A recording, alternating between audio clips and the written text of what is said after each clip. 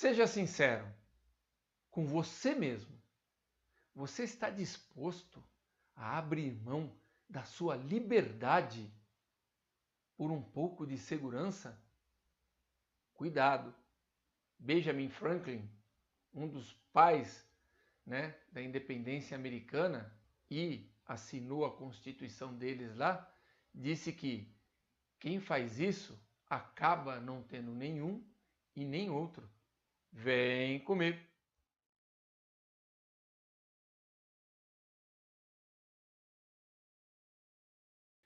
Olá, bem-vindos novamente ao canal do Coronel Pelissari Analisa, e hoje nós vamos falar sobre o risco das medidas que estão sendo adotadas no Brasil por ocasião da pandemia da Covid-19 descambarem definitivamente para a perda dos nossos direitos e, ao fim e ao cabo, a perda da nossa própria liberdade. A gente, enquanto faz esses vídeos da série Pandemia, nós estamos fazendo isso com o calor dos fatos, com as coisas acontecendo. E, infelizmente, cada vez mais nós percebemos um aumento no tom de governadores e prefeitos a fim de cercearem a liberdade das pessoas. Talvez a nossa frágil democracia esteja em risco. Talvez nossa frágil liberdade esteja em risco. E é isso que eu quero chamar a atenção para vocês. Nós não podemos, sob pretexto nenhum, a não ser o quê? A manutenção de um Estado civilizatório, abrir mão das nossas liberdades. Então, quando você vai em Thomas Hobbes, Rousseau e grandes, Max Weber, que falam do Estado, falam das coisas, da sociedade, da organização dos seres humanos em sociedade, a gente aceita abrir mão, da nossa liberdade, de um pouco dela, em prol do quê? Da civilização. Então nós elegemos um ente superior, que é o Estado, para regular as relações entre indivíduos, para que não aconteça, como disse Hobbes, Thomas Hobbes, para que o homem não vire lobo do homem. Agora, quando este Estado, que nada mais é que formado por homens, ele, Estado, se torna o lobo do homem, não há como resistir. E aí a gente entra dentro do quê? Do totalitarismo. E essas medidas que estão aí destruindo vidas, não salvando, mas destruindo vidas, porque existe toda uma cadeia de pessoas e famílias por trás dessas pessoas que estão sendo corroídas e destruídas por causa simplesmente de um monte de tiranos. Como eu disse em outro vídeo, a ciência não sabe direito o que é o tal do SARS-CoV-2. Há muita discussão. Sabe-se que algumas medidas deram certo. Sabe-se que outras medidas não deram certo. Considering how to ease restrictions, others are considering whether to introduce them, especially many low and middle income countries in Africa, Asia and Latin America. In countries with large poor populations, the stay-at-home orders and other restrictions used in some high-income countries may not be practical. Many poor people, migrants and refugees are already living in overcrowded conditions with few resources and little access to health care. How do you survive a lockdown when you depend on your daily labor to eat? News reports from around the world describe how many people are in danger of being left without access to food. Meanwhile, schools have closed for an estimated 1.4 billion children. This has halted their education, opened some to increased risk of abuse, and deprived many children of their primary source of food. As I have said many times, physical distancing restrictions are only part of the equation, and there are many other basic public health measures that need to be put in place. We also call on all countries to ensure that where stay-at-home measures are used, they must not be at the expense of human rights. Each government must assess their situation while protecting all their citizens, and especially the most vulnerable. No caso da Itália, né, esse confinamento radical não deu certo. Nunca a curva baixou. E aí? Vamos falar que morreu menos por causa disso? Não, continuou morrendo aos borbotões, computando mais de 1.000 mortes por dia. Em outros locais onde não teve isso, não morreu quase ninguém. Em epidemias, pessoas morrem. Nós falamos no primeiro vídeo, pessoas morrem todos os dias. É claro que ninguém quer morrer. Todo mundo quer ir para o céu, mas ninguém quer morrer. Então, a gente precisa tomar cuidado para que o pânico não nos domine a tal ponto, como no filme V de Vingança, que foi mostrado para vocês, né, no capítulo O Medo da nossa série, de vocês simplesmente entregarem tudo para a mão deste ente chamado Estado. Aí você tem o fascismo, né? Tudo do Estado, tudo para o Estado, nada fora do Estado. Isso é o fascismo, né? O nazismo é uma forma de fascismo.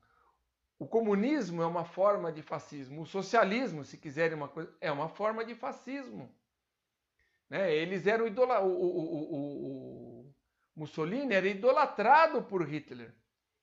Foi idolatrado por Stalin.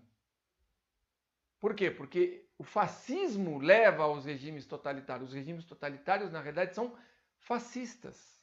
São os regimes totalitários. Quando você vê alguém de esquerda radical propor tudo no Estado, pelo Estado e nada fora do Estado, ele está sendo o quê? Fascista, apesar de eles adorarem chamar os outros de fascista. E a gente está vendo o quê? Uma enormidade de guardas municipais. Infelizmente, são as guardas municipais que estão protagonizando essas cenas deploráveis, e vamos ter um capítulo só para isso, né? O próximo capítulo vai ser só para isso. Para esmagar, para oprimir o cidadão de bem. Cidadão de bem. Ninguém vai subir o morro ou entrar na favela para trocar tiro e receber tiro de fuzil. Mas o coitado do trabalhador, esse todo mundo tripudia em cima, porque ele não tem como se defender. Isso é o ápice da covardia. Isso é o ápice da canalice. Porque se você é membro de uma força de segurança, e os meus livros ali, você tem que defender a democracia, o império da lei. E não é qualquer lei, é a lei legítima.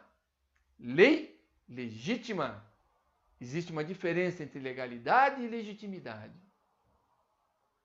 E toda lei que oprime não é legítima.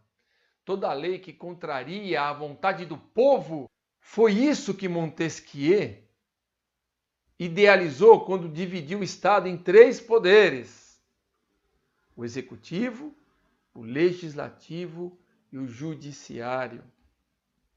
O executivo, ele faz as coisas para o povo.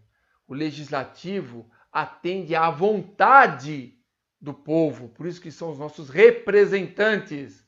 Quando um Rodrigo Maia fala que o Congresso não tem que ouvir o povo. Aí, ó o tirano falando, ó o totalitário falando. Fora outras coisas, né? Se fosse só tirano, né? E o judiciário, ele equaliza tudo isso. Teoria liberal clássica de Montesquieu. E quando a gente atinge um ponto em que a liberdade foi comprometida de maneira indelével, ela só volta, ou melhor, só existem duas possibilidades. Ou o Estado totalitário se consolida e acabou a liberdade, e dá-lhe campo de trabalho forçado, dá-lhe execuções sumárias. Não, o Che Guevara, na ONU, em 64, fuzilamos e vamos continuar fuzilando. Isso é o Estado totalitário. Ou vocês acham que na China não tem campos de trabalhos forçados? Tem, ainda tem e muito. Ou então, você precisa do quê? De uma ruptura institucional. E ela vem pelo esgarçamento do tecido social. E aí, né? Ou um golpe de Estado via Forças Armadas, o que é muito comum, ou então uma guerra civil. Infelizmente é isso que acontece quando o nível de cerceamento das liberdades de um povo chega num ponto tal que é o ponto sem retorno. Então essa história a gente já sabe como é que acaba. Nós não podemos deixar de zelar dia e noite pela nossa liberdade. E a polícia, as forças de segurança do Estado, desse mesmo Estado de Hobbes, do Leviatã, elas têm que garantir a liberdade acima de tudo. A liberdade de todos acima de tudo. Não a liberdade de uma classe, no caso a classe política. Não a liberdade de uma casta, no caso a casta dos ricos, dos artistas, dos famosos. Ela tem que garantir a democracia. Assim diz David Bailey, assim diz Dominique Monjardet, assim diz Jean-Claude Monet, assim diz Hermann Goldstein e tantos outros que estão ali, naqueles livros que você só está vendo um pedacinho deles. A polícia, as forças de segurança têm a obrigação moral de garantir a democracia, de garantir a liberdade.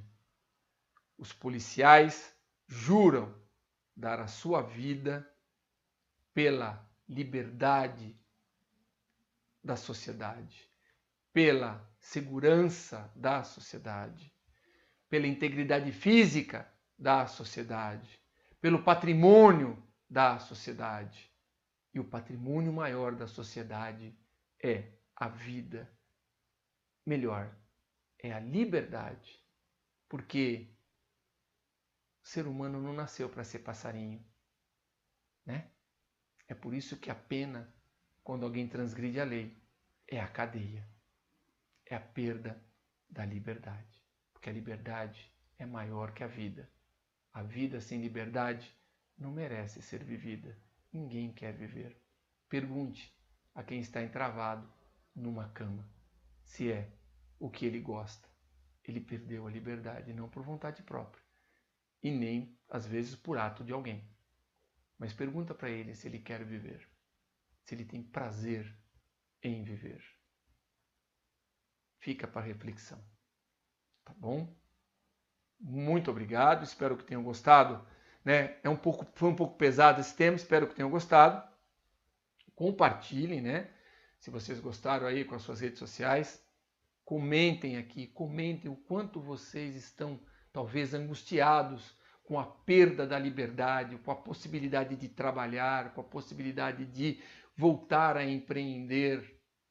O quanto vocês acham que, na realidade, tudo isso que está sendo feito está certo. Eu tenho muito medo de perder a liberdade, porque eu fui forjado, desde os meus primeiros bancos escolares, a defender a minha e a sua liberdade. Tá bom? Não esqueça de dar o seu like, o seu joinha e continue conosco.